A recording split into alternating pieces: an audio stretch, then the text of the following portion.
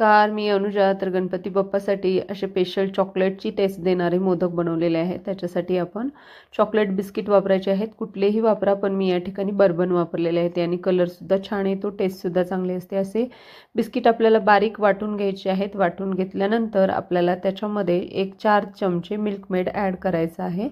Milkmaid तुम्ही कुठल्याही कंपनीचं घेऊ शकता. या मिश्रणाला व्यवस्थित एकजीव करायचा आहे. आणि तुम्हाला जे ड्रायफ्रूट्स वगैरे आवडतात तर ते तुम्ही याच्यामध्ये घालून घ्यायचे आहेत. आणि थोडंसं जर बाइंडिंग व्यवस्थित होत नसेल तर तुम्ही याच्यामध्ये दूध घालून घ्यायचं आहे. 2 ते 3 चमचे याच्यामध्ये आपण दूध ॲड करायचं आणि व्यवस्थित घट्टसर असा गोळा मळून घ्यायचा आहे. गोळा मळून झाल्यानंतर मोडला आपण तूप लावायचं आणि त्याच्यामध्ये आपले मोदक आहेत तर ते व्यवस्थित सेट करून घ्यायचे आहेत. तर मोदक आपले व्यवस्थित सेट झाल्यानंतर आपण या ठिकाणी पाहू शकता किती सुंदर